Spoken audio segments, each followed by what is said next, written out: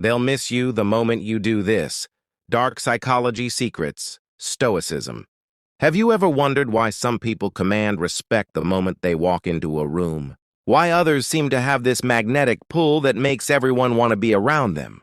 And why, when they leave, people feel their absence so intensely? It's not about looks. It's not about money. And it's definitely not about desperately trying to make people like you. Welcome back to the channel. Today, we're diving deep into something that might change how you view every relationship in your life. What I'm about to share with you combines ancient Stoic wisdom with modern psychological principles, what some might call dark psychology. But let me clarify something important. When I say dark psychology, I'm not talking about manipulation or causing harm. I'm talking about understanding the deeper, often unspoken aspects of human nature that most people are completely unaware of. By the end of this video, you'll understand exactly what makes people value your presence and miss you intensely when you're gone, not through tricks or games, but through genuine psychological principles that have been proven throughout human history. Before we begin, I want you to think about someone in your life who has this quality, someone whose presence you value deeply, someone you genuinely miss when they're not around. Got that person in mind? Now ask yourself, what is it about them that creates this effect? Hold on to that thought as we explore this fascinating psychological territory together. Section 1. The misunderstood power of absence. The Roman philosopher Seneca once wrote, "What is hard to bear is sweet to remember." This profound insight captures something essential about human psychology that most people never fully grasp. In today's world, we're taught to believe that constant presence and availability are the keys to being valued. We keep our notifications on 24/7.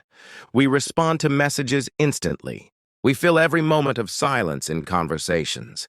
We're afraid that if we're not constantly present, people will forget about us. But what if I told you this approach is completely backward? The truth is, human beings don't value what's always available. We take for granted what we can have anytime. It's a psychological principle called the scarcity effect, and it's hardwired into our brains. Think about it. What do you value more? The friend who's always available at a moment's notice, or the friend whose time you need to respect, because they have clear boundaries and a full life? This isn't manipulation, it's human nature, and the ancient Stoics understood this principle deeply. Marcus Aurelius wrote in his Meditations, "The art of living is more like wrestling than dancing. Stand firm and be ready to meet whatever comes." This standing firm includes understanding when to be present and when to step back. The Stoics practiced something revolutionary that most people today have forgotten: strategic withdrawal. Let me explain what this means and how it differs from simply playing hard to get or using absence as a manipulative tactic. Strategic withdrawal isn't about creating artificial scarcity. It's about genuinely valuing yourself enough to 1. Set clear boundaries around your time and energy. 2. Pursue your own purpose and mission in life. 3. Develop self-sufficiency rather than neediness. 4. Cultivate inner tranquility that doesn't depend on others. When you embody these qualities, your presence becomes valuable not because you're playing games, but because you genuinely bring something substantial to every interaction. Here's the shocking truth most relationship advisors won't tell you. The moment you stop needing others' validation is the moment they begin to value your presence more deeply. But this requires something most people aren't willing to do. Section 2. The Stoic practice of self-mastery.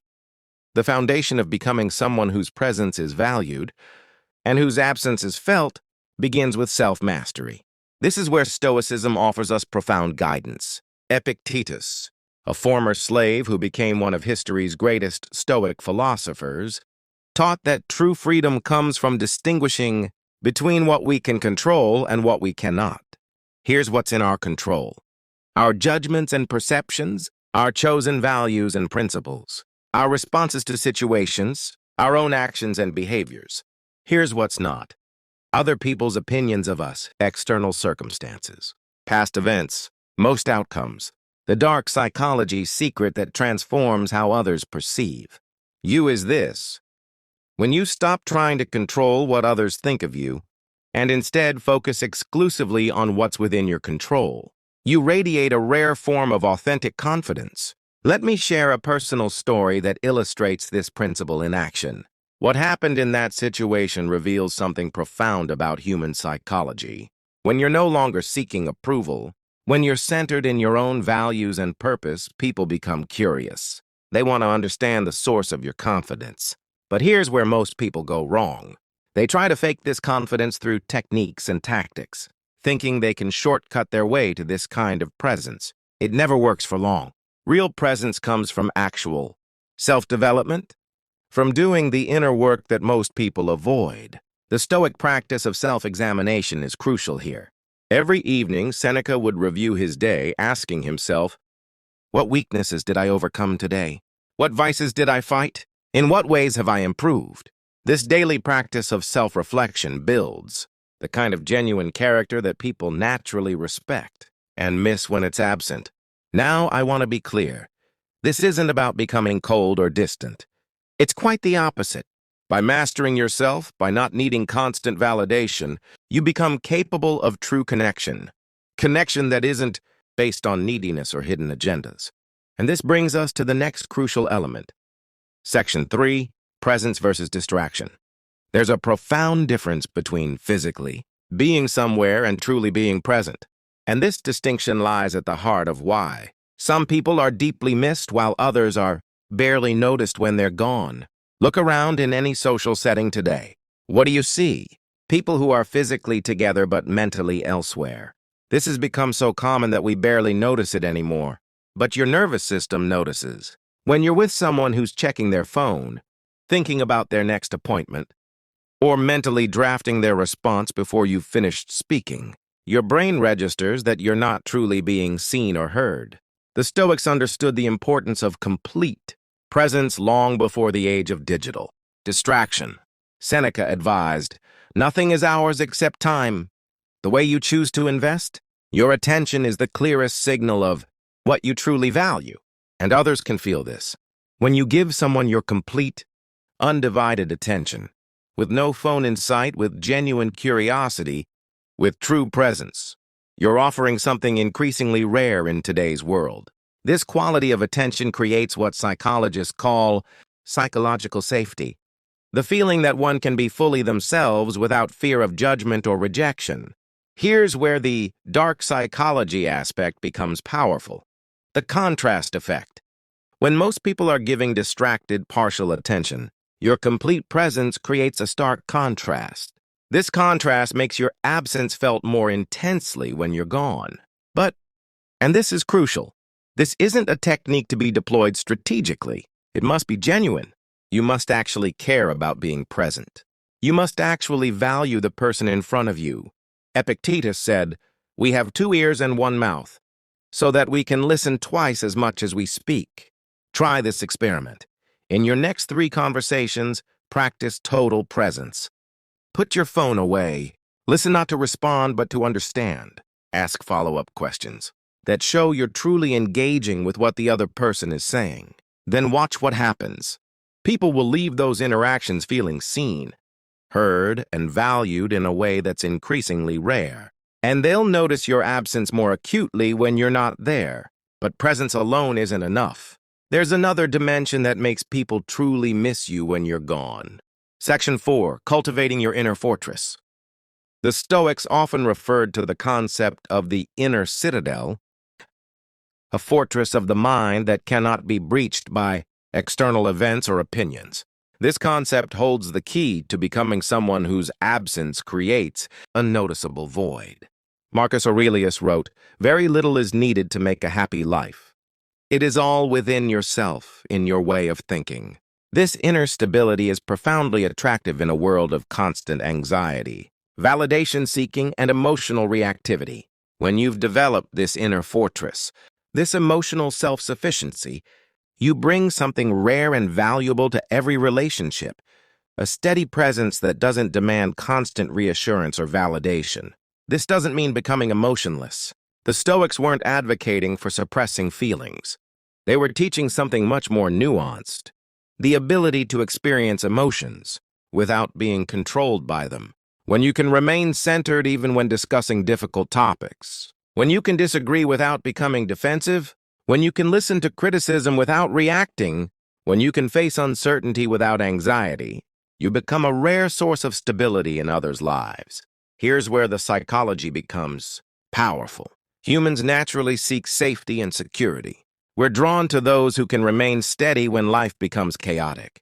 By cultivating your inner fortress through Stoic practices, you become that steady presence, not by pretending, but by genuinely developing emotional resilience. The Stoic practice for developing this quality is called negative visualization, or premeditatio malorum, the premeditation of evils. This practice involves regularly contemplating potential, challenges or losses, not to become anxious or pessimistic, but to develop resilience and appreciation for what you have. By mentally preparing for difficulties, you develop the capacity to remain centered when they actually occur. And this capacity becomes a powerful presence in your relationships. Think about the people you turn to in a crisis. They're not usually the most outgoing or entertaining people in your life. They're the ones with this quality of inner stability. The ones who can remain calm and centered when everything is falling apart. By developing this inner fortress, you become that person for others. And when you're not present, that source of stability is missed. But there's one more element that pulls all of this together. Section 5, the art of meaningful contribution. The final and perhaps most powerful aspect of becoming someone whose absence is deeply felt comes down to a simple question. What unique value do you bring to others' lives? Stoicism at its core is not just about personal tranquility. It's about virtuous action in the world. As Marcus Aurelius wrote, "What is not good for the beehive cannot be good for the bee." The Stoics understood that human beings are social creatures, designed to contribute to something larger than ourselves. This brings us to the psychological principle that ties everything together. People don't ultimately miss your physical presence.